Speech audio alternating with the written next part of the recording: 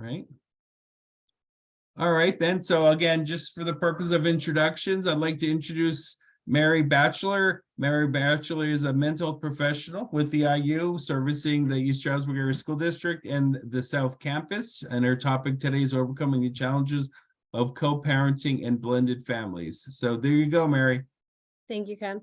Welcome, everyone. I just wanted to give you a little background on myself. As Ken said, I do work in the Stroudsburg campus. I am in High School South and JTL Lambert, which is their intermediate school. Prior to that, I worked up in Scranton within the Scranton School District through an outside agency as well, providing services for their center-based emotional support program.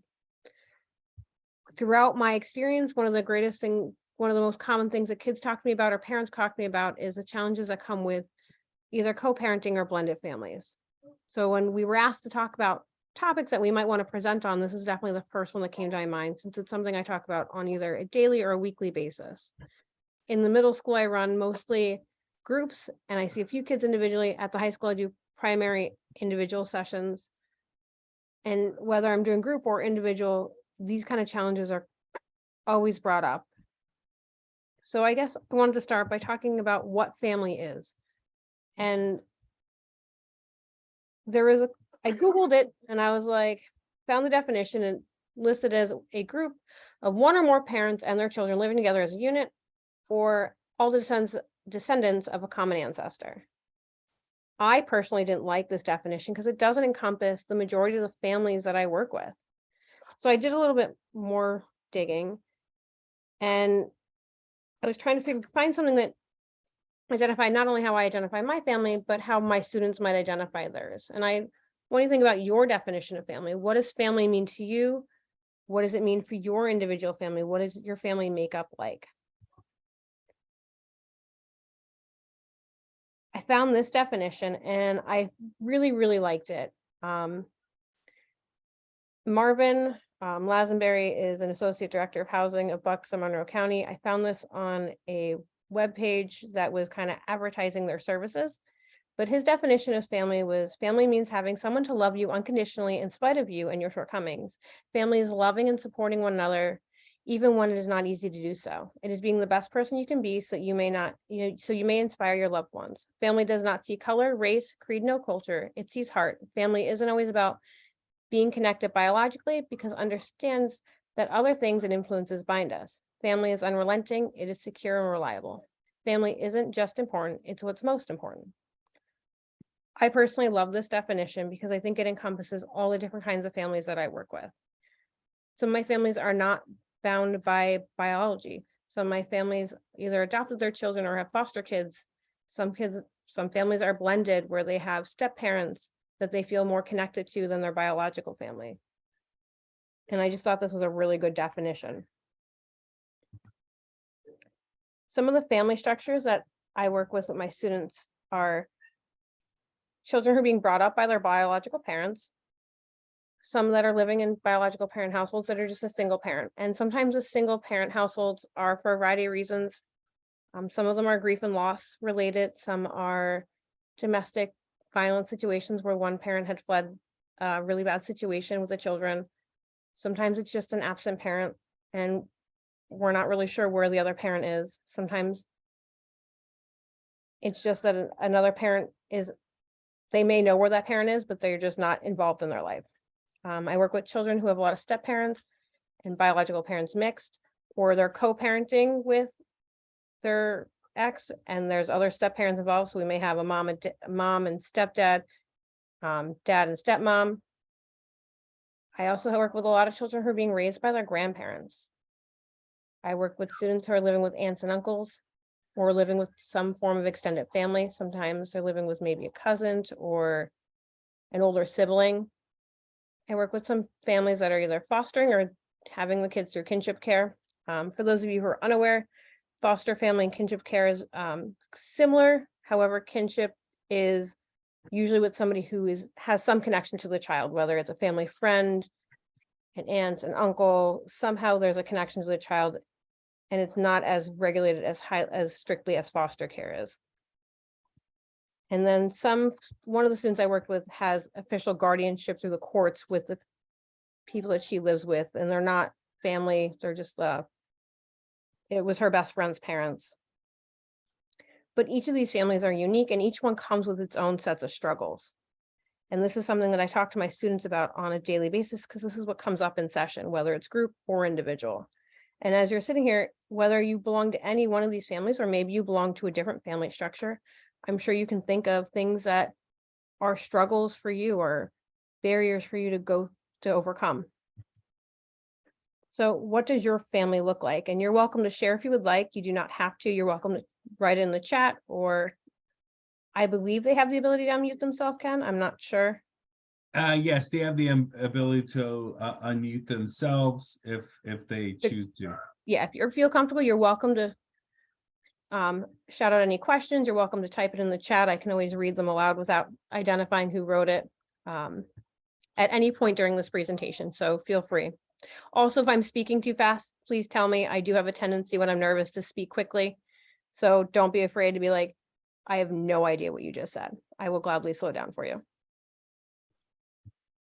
And Mary, do you want to warn the audience about your parent? Yes. Also, if you hear a very loud screaming noise, I do have an 8-month-old baby, but I also have an Amazon parrot who likes to scream and yell when he hears me talk and I'm ignoring him. So if you hear screaming, it is not my child, it'll be my bird who will get louder when I ignore him. So I apologize in advance. He's very, very, very jealous of not getting attention. So sorry in advance. But I digress, sorry. So some of the common challenges that I see working with my students are co-parenting conflicts, different parenting styles, different rules, different expectations. Kids will often tell me that, you know, what's okay at one house isn't okay at another, and it causes a lot of issue because they want to know why they can do it with their mom, but they can't do it with their dad, or they don't understand why this parent expects them to get up in the morning on their own and do everything they have to get to school, but the other parent's going to wake them up and give them all these prompts. Like, they just don't understand the expectation difference, especially when it's a parent that they only see once a month or every other weekend. I often see children being caught in the middle of arguments or being the messenger. My kids hate being the messenger. They will always express to me how hard it is to pass the message from mom to dad.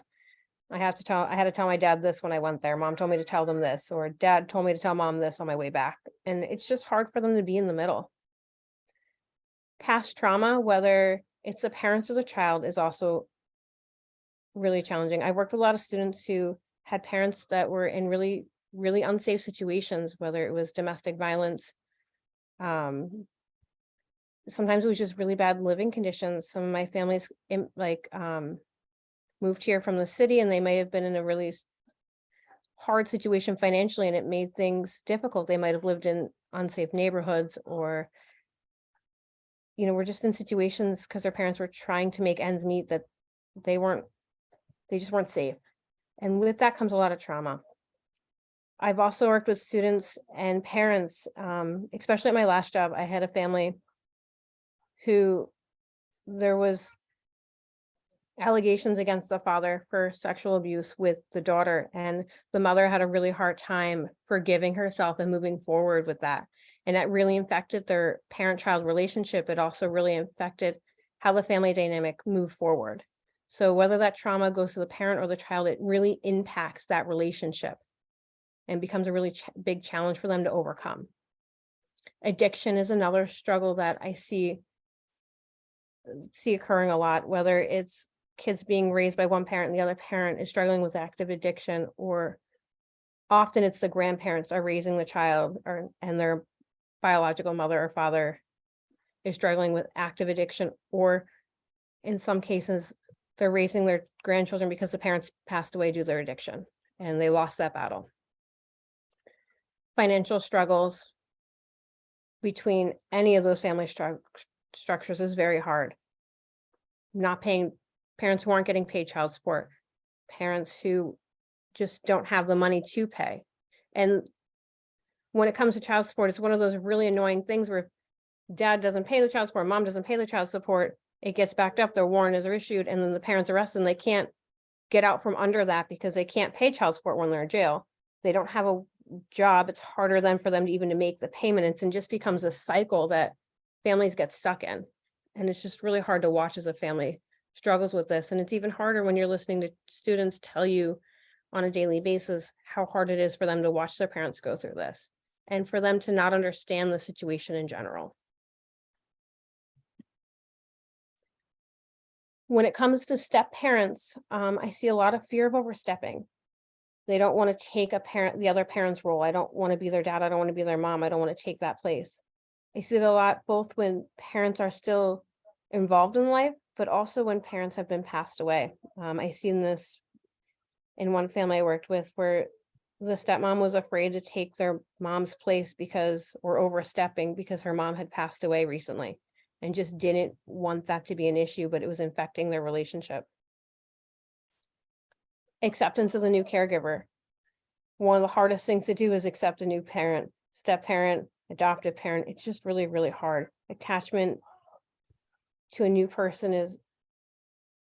it's not always something we can understand. It sometimes just happens so naturally, and for some kids it doesn't, and that's okay. And sometimes it's not the kid. Sometimes the kid attaches really well and the step parent is the one that's struggling, and that's okay because we can't always predict how that's going to go. We just have to kind of work with it and meet each other where we're at. Transitioning from biological parents' care. So like the transition from moms to dads. I have so many kids that hate going to one parent or the other, or just hate that they have to give up their weekend because dad lives in a different city. And it's not that they don't want to see dad. It's that they don't want to miss their friends either. And they feel like they have to constantly choose between spending time with dad or spending time with their friends. Kids often miss the parent that's not present or idolizes them. I often talk to parents who get really frustrated because they're the one home with the kid and they're making sure they're eating and they're making sure they've got clothes for school and they're meeting all their needs, and all they do is want to have a relationship with the parent that's not there. And I can't explain that one all the time. I worked with so many students, and there's just a connection between a child and their biological parent that I cannot explain. And it is what it is. But it's definitely a challenge that a lot of parents struggle with. Relationships between step siblings. Oh, that's always a challenge. I love listening to the stories. I either have students who are best friends with their step siblings and you wouldn't know their step siblings, or man, you definitely know their step siblings and they're constantly at each other's throats. It seems to always fall between those two categories with the students I work with anyway. I'm sure there's many that are in the middle, but those are my kids. Foster sibling relationships go right up there with step siblings. And one of the other things I see is blending cultures and traditions, especially when I work with students who have biracial parents or a mixed marriage or a mixed relationship, blending those cultures together, what we do at Christmas time, what we do at different holidays, when we have two parents that are different religions and trying to figure out which holidays to celebrate, which ones not to celebrate. What I wanted to do is to go through some of the comments I hear from my students and how I respond to them and how parents may be able to respond to them if that's what they're saying to them. This is the biggest one I hear all the time from my students. I hate when he talks bad about my mom in front of me, or I hate when she talks bad about my dad in front of me, or whatever parent it is. This one came from one of my group kids and in the middle school. And it's a group that's made up of 8 students. And of those 8, 4 of them came from divorced families. And I actually didn't respond. My other kids responded, which is the benefit of group, is sometimes letting the students kind of be the therapist, which is it's always so neat to watch because kids are so insightful and they can be so helpful to each other. And sometimes it's the kids that you least expect, which is always just like my surprise at group every week. But the other kids kind of validated her and how hard it was for her to hear those things. And I don't think what people don't realize is when you criticize one parent, that child is half of that parent. Biologically, they're 50% of that parent. So what are you saying about that child? If that's what you think of my mother, what do you think of me? Is how this group conversation went. And just being mindful of that our words have meaning and our kids hear what we say and they take it to heart. When I hear these kind of things from my students, I validate them. I tell them that it is really hard to hear and that as adults that they should be the ones being mindful of what they're saying. Another comment I get a lot is they never get along. And this could refer to their parents that are separated that are trying to co-parent, their parents that are living together, their grandparents. A lot of my students talk about the fights. I don't think sometimes we always realize how much our kids hear and listen to us when we're fighting or arguing, but they pick up on so much. And I want you guys to remember that I work with high schoolers and middle schoolers. I don't work with the little kids. So sometimes people tend to think that their older kids can hear it or that they can take it or that they should be used to it by now. And that's just not the case. He only says, "I love you" when he's drinking. This was one from a new student I recently started working with. And it was hard to hear because she's such a sweet girl. And, you know, I have so many kids who only hear positive things from their parents when they're either high or drinking. And it's heartbreaking that for two reasons.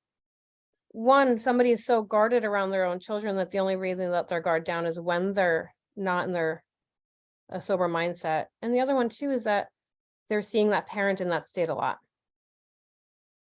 You know, and validating them is so important, especially if you're the other parent that has the child that's going to see the parent and they're drinking, or maybe they went for visitation and they were using, or they got the phone call. So we can't always protect our children from everything we'd want to protect them from. You know, validating that and recognizing that there are two people in a parent that's struggling with addiction. We have the actual parent and the addict, and kind of separating those two and realizing that we can hate one and love the other. That's usually what we talk a lot about with my kids that are struggling with parents who are struggling with addiction, whether it's alcoholism or a harder substance, is loving the parent and hating the addict and hating that behavior, not necessarily the person, but hating the behavior and all the things that come with the addiction. I miss my mom. The student that was talking to me lost his mom to addiction. It is such a hard thing for a student to work through, as a loss of a parent. And,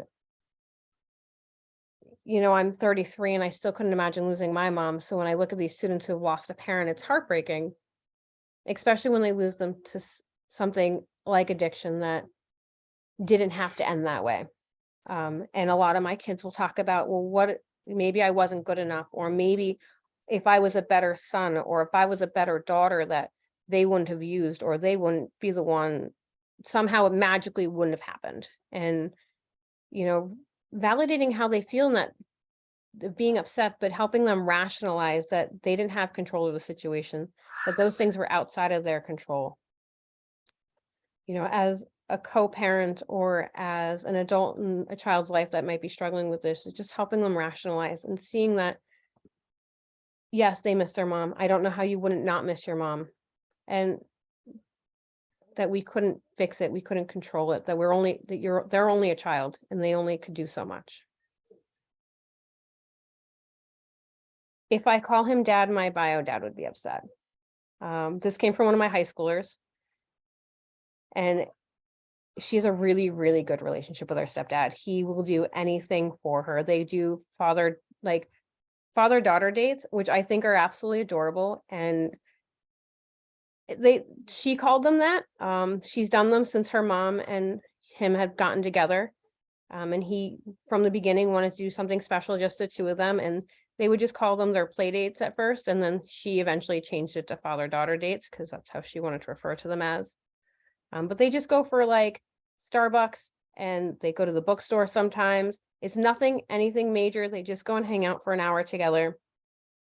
And she was talking to me about how he does all these things for her. He shows up to her activities at school and he asks her how her day is, and her bio dad doesn't, and how upsetting it is because he goes to all her half sibling stuff, and how left out she feels at times. And, you know, we talked about her stepdad, and she's like, I want to call him dad so badly, but I can't because I don't want to upset my bio dad. And we kind of worked through that, and her needs versus his needs, and how her relationship with her stepdad is different from a relationship with her dad, and she has to do what she feels comfortable with. You know, and just allowing her to make the choice and letting it be her choice, whether it was to call him stepdad or dad was up to her. After our conversation that week, I was really excited the next week when she came back and she's like, so I said, good morning, Dad, this morning. And she was like really proud of herself and happy because she's the one that made that choice. She is really cautious. She won't call him dad in front of her bio dad because she doesn't want to cause an argument or a fight. But it was nice to see her work through that and make those decisions on her own. She always wants to be involved.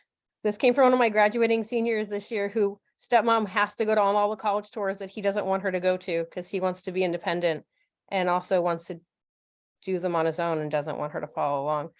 And we kind of just talked about wanting to be involved isn't necessarily a bad thing, but it happens. We have to remember our boundaries, even as adults. Kids are allowed to have boundaries. I hate having to go to my dad's house. Oh, that one's such a hard one. Validation, letting kids be heard is always one of the things that I advocate a lot for parents. Sometimes our kids just need to know that their feelings matter and that we understand them and we hear them. We can't necessarily change going to dad's house because it might be a court order. It might be that we just have to go.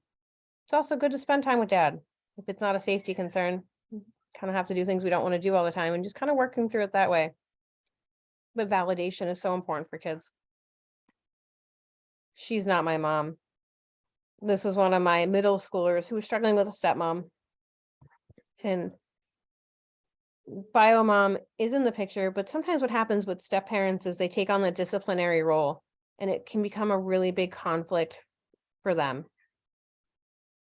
And I had a really good analogy given to me recently about this. You know, if we think that we're at work and our boss, in my case, I'd be Ken, he has all these rules and regulations on how he wants things done and he wants us to hand things in. If he were to leave his job today and we get a new guy in tomorrow and this person decides that all the ways that I've been doing my job for the last 2 years are no good, and he has this rule, all these new expectations that he expects me to do, he's going to hit resistance because I'm going to be like, whoa, wait, I've been doing it like this for 3 years and it's been fine. And now all of a sudden it's not. And that's what happens when step parents come in and they start being the enforcer of these rules, is they hit that resistance because what was fine yesterday is no longer fine.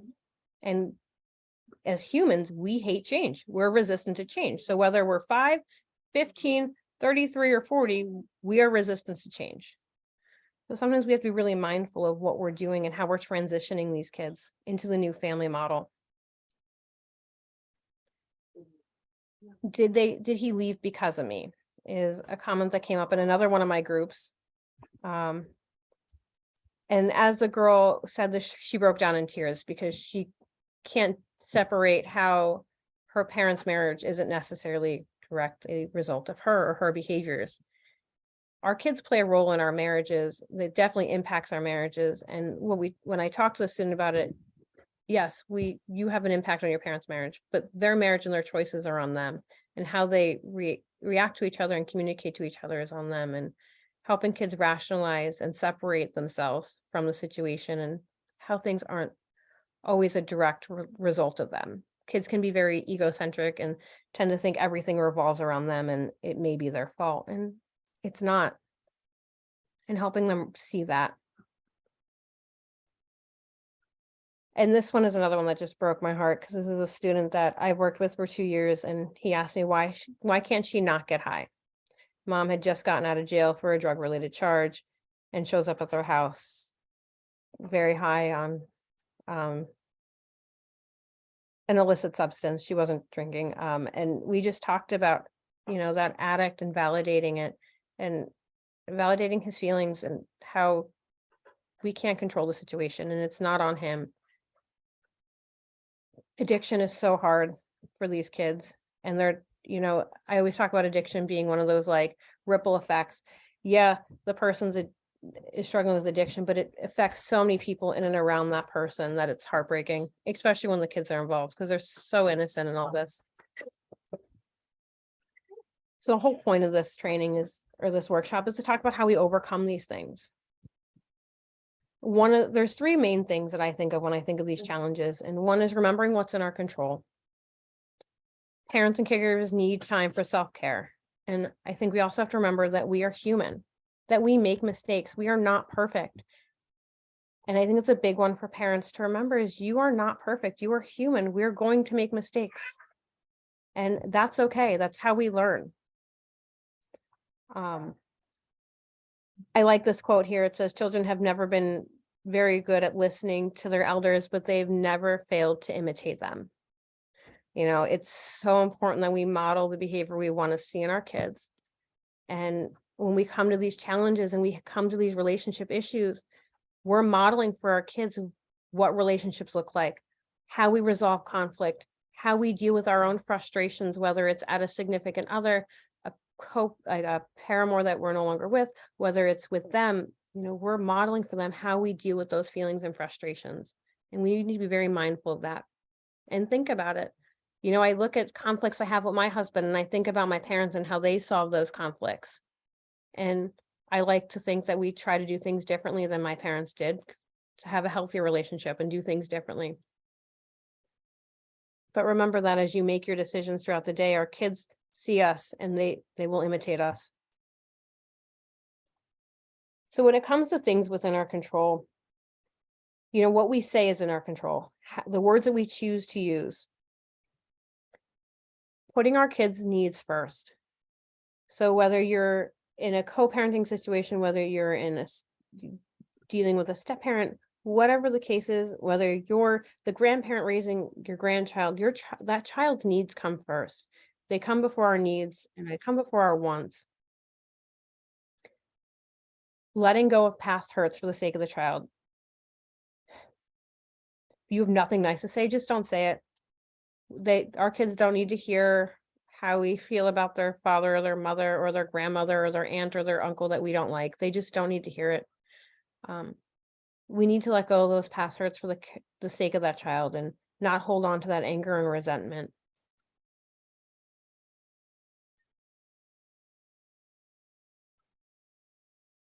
Being honest at an age-appropriate level for a child is so important. Our kids deserve to hear the truth at an age-appropriate level, especially when it comes to separation. Kids need to know that it's not their fault. They don't need the gritty details of what's going on, but they need to know a little bit of it, because if they don't, they're going to create the story in their head and it's probably not going to be anything close to the truth, and it's probably not going to be helpful to that child. Setting boundaries with a co-parent, step-parent, and enforcing those boundaries. Boundaries are only as good as we enforce them. It's okay to set boundaries. Boundaries are healthy. If somebody's pushing back against your boundary and it's not a crazy request, they're not respecting you, and you need to consider why that is and if that's a worthy relationship. But sticking with those boundaries. Setting a schedule. If you are co-parenting and you are splitting the custody of the kids, having a set schedule that the child understands and can follow is so important. Kids are easily confused. They have 1,000 activities to do in a week. A set schedule can be helpful. Being flexible. Things happen. Birthdays or parties fall on not your time. And being flexible and allowing your child to go to a birthday party on your time at their dad's house or their mom's house can be so helpful for that child. And it goes back to letting go of past hurts for the sake of the child. Being open to new ideas. And as a parent, sometimes we need to seek support, whether that support is counseling, legal support, rehab for those parents that are struggling with addiction, parenting classes. There's so much support out there, and it's okay to ask for help. It's okay to say, I don't know what to do next.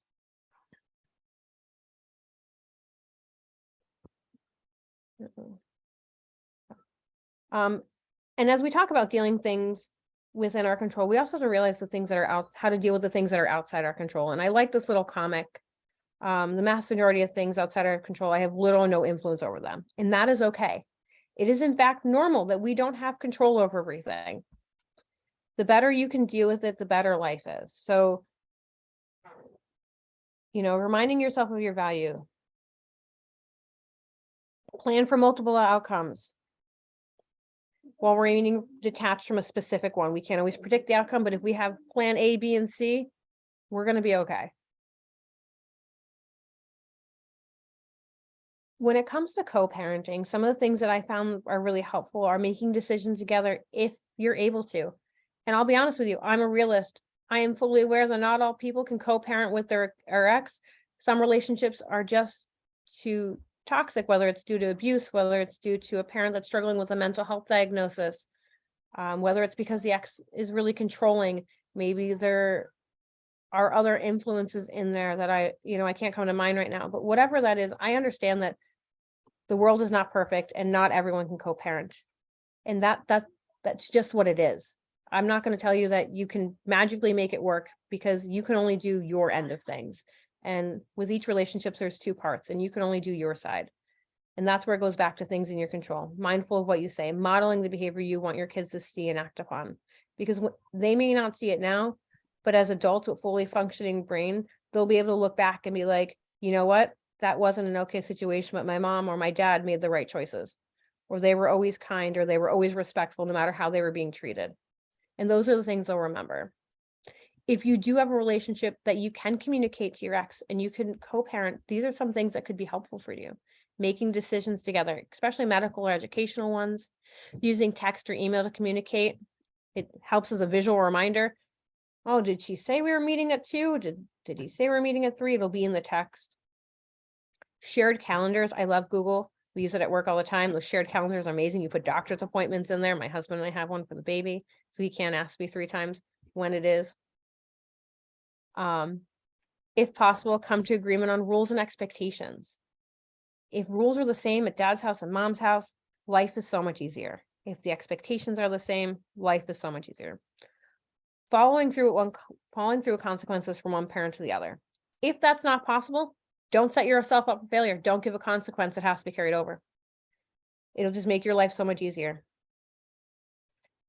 My other thing with that too is if the child only goes to dad 1 weekend a month, or only goes to mom 1 weekend in a month, and they're grounded that weekend, you're hindering that relationship with the other parent. And though your intentions for the consequence may be appropriate and may be great, in the long run, it might have a different effect than what you want. So just be mindful when you're giving consequences and you're in a split custody situation, how that's impacting the relationship with the other parent. Talk to your kids about the agreement. Let them express their thoughts. One thing I talk to my students a lot about is that often in families, for some reason, kids aren't allowed to have thoughts or feelings. They're shut down. If their emotion is too big or they don't express it in an appropriate manner, they're told to go to their room, they're told to time out, they're told to calm down. What we need to do is be teaching our kids how to express those thoughts, because they're valid. And they can be angry about the co-parenting situation. They can be upset about it. They can be sad that they can't see mom or dad. They can be really upset that dad didn't show or mom didn't show for the visit. Let them have those thoughts and feelings and validate them. And talk to them. Yes, maybe the way they're expressing that thought or feeling is not appropriate and it's not okay. And that's a different conversation than not allowing them to have the thought or feeling. And most importantly, spend time with your kids. Whether you do it together as co-parents, like I always see those memes about at a kid's soccer game where it has mom and dad next to kid, on the other side is stepdad and stepmom. That's a perfect world. And for some people that works out great and that's amazing for them. But if it's not your situation, that's okay too. Just spend time with your kids. You'd be surprised how many of my high schoolers want to spend more time with their parents and they don't. And not because they don't want to, but the one kid this past week wanted to spend time with her mom, and her mom didn't like the movie she wanted to watch, so they didn't watch the movie together because the mom didn't like the movie. And it just irks me so much, because this would be the same parent that tells me her kid doesn't spend time with her, and I'm like, dude, just watch the movie you don't watch. I don't care if you watched it 6,000 times, watch it anyway. One day you're going to look back and miss those opportunities and realize that you missed out. I have another student who I adore. He's a senior this year, and last year he was talking so much about wanting to work on his car with his dad, and he couldn't wait to work on his car with his dad. And every weekend they were going to do the breaks, and dad got busy with this and dad got busy with this. He wound up doing them with his older sister's boyfriend, and those are just little moments. And I know they probably don't sound like much, but take them, especially when you come to your adolescence or your middle schooler. Take them. Because if they're not going to spend time with you now, and if you're not going to spend time with them now and they're looking for it, it's going to be even harder when they move out into college. When it comes to blended families, change can be so hard for the kids involved, for the parents involved. Change is just hard. I don't know about you. I hate moving. We moved a couple of years ago, and just boxing everything up and trying to figure out where it goes is just a pain.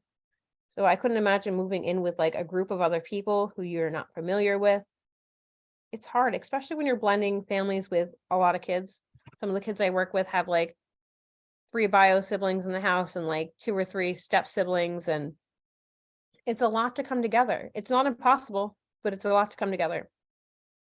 Remember, respect is earned, and this goes both ways. Often I hear kids just they're just expected to respect that step parent. And in an ideal world, yeah, that's great. But kids respond so much better if they know that they're being loved and cared for and respected in return. You give what you get. Give them respect, and you'd be surprised how much more respect you get back rather than just demanding it. In the beginning, step parents should try to avoid being the disciplinarian. It's just a negative connection to that parent, and you're just kind of setting yourself up for failure. Like I said, if Ken leaves tomorrow and I have a new boss and he comes in with all these new rules, I'm probably not going to do well. And I mean, Ken and I don't talk very much because we're in different buildings all the time, but I can be very vocal about things when I don't like them. So it would not go well for me. So if I was in a step parent situation with a step parent, it would just be terrible. Unity between the parents. I have one student who lives with his dad and his stepmom, and I love the way his dad and stepmom parent. They have a couple issues with like spending time with the kid and stuff that I don't like, but one thing that they always do is they stick by each other. And I'm sure my student hates me sometimes because I'm like, all right, that really sucks for you that you're grounded. But I really like that even though your dad did not agree with your stepmom, he enforced a rule and they stuck next to each other, because that makes parenting so much easier when the parents are on the same page. Parents and step-parents discussing expectations and rules and consequences prior to blending the family together. Often that's a thought after the fact in a lot of the situations I've noticed. Talk to your kids. Talk with your partner about what kind of rules and expectation you plan to have for all the kids, and then talk to the kids about it. Get their opinions, get their thoughts on it. Doesn't mean you have to change what you want to do, but letting them have a say won't hurt. Respecting traditions of families and other family members, especially in blended families of different cultures, of different races, of different religions, being mindful of different values. Being consistent and showing up, especially for those step parents. I love listening to my students talk about their step parents that are showing up to all their events and being a part of their parent teacher conferences, even if it annoys them sometimes. It's also nice to know that they care and kids see that. Including the other family member when possible. School events, sporting, doctor appointments, whether it's the step parent or whether it's your ex that still wants to be included in all these things, include them. The more people that show up for your child, the better. Grandparents. I commend grandparents that raise their grandchildren. You've already raised your children and now you're stepping up and doing it again for whatever reason it happened. And I commend you for being willing to step back up at the plate. Setting boundaries with the parent can be really helpful, especially if it's a parent that's struggling with addiction or is struggling with mental health. It helps for the parent, but most importantly, it helps for that child. So that way the child feels protected and safe. When and if possible, or if it's appropriate, include the parent in decisions and events. I understand that it's not always appropriate or possible. Sometimes a child's living with a grandparent because the parent's incarcerated or in rehab or is struggling with severe addiction, and it's just not a healthy situation to involve them, and that's okay. But if it is possible, if they are working towards recovery or they are doing what they need to do and they are trying their best, include them. It'll help with the relationship with their child moving forward. And be honest. Often we try to protect our children from the truth, and sometimes I've noticed it does more harm than good. Be honest at an age appropriate level. You know, they don't need all the details, but be honest with them and be consistent. Consistency is key, both with your boundaries, with rules, with expectations. Consistency is so important. Self-care. It is so important that we all take time for ourselves and do self-care. Whether you're the parent, the step parent, the grandparent, a paramour, foster mother, whatever role you take, self-care is so important. Seek support if you need it. Counseling, legal, emotional, seek support. Make time for things that you enjoy, whether it's something that you like to do every week that's a little bigger, like going out for a coffee at Dunkin', or something smaller, like just going for a walk in the morning or taking a hot shower every evening. Do something for yourself. eat well, take care of your health. The only way we can be there for our kids' future is to take care of ourselves now. And remember, you matter. Your kids need a healthy parent. They don't just need a parent that's scraping by, they need a healthy parent. You matter, you're important. You're the most important thing in your child's life. They need you. And these are just some resources. Grandparents raising grandchildren, Parent Stress Line, and the Pocono Dad Project, which has a bunch of different resources in it that could be really helpful too. And don't be afraid to reach out. Your schools have a lot of resources that could be helpful. I know in East Stroudsburg, we have the school social workers. We meet with students either individually or groups. I've also worked a little bit with parents through the children. We'll definitely do what we can to help you. And it's okay to seek help, and it's okay to seek support. I finished a little bit earlier than I expected. Sorry, Ken. No problem. Thank you for the content. It was really helpful to hear what you're hearing from students and what you're seeing as ways to effectively kind of address each of those areas. So thank you for the information. And just opening up, I think the remaining people here are with the program, but hey, thank you, Mary, for the topic. I'm recording this, which is great because I think it's going to be helpful for many parents, even after tonight, for our other mental health professionals and even other people in our programs to kind of share this out with families. So while we have a few seconds here, I see Marina, you logged in, Sean, you logged in. Any questions or any thoughts, Marina or Sean? Well, Mary, you did a great job. That was a hard topic, and I know it's something that my students also struggle with. And I think that you did a great job encapsulating what some of those strengths are that we can build on with our students and their relationships. I wanted to share with you guys, I went to a training a couple weeks ago. It was on addiction, and the presenter gave this great resource. It's called kinconnector.org. It's for grandparents raising their grandchildren. And he was talking about legal fees and different opportunities that are available specifically in Pennsylvania. So I wanted to share that with you guys. And I've actually passed it along to several of my grandparents who are raising their grandkids, especially connected to addiction. Like you said, it's really hard, but you did a great job. And thank you for all the great resources. Thank you.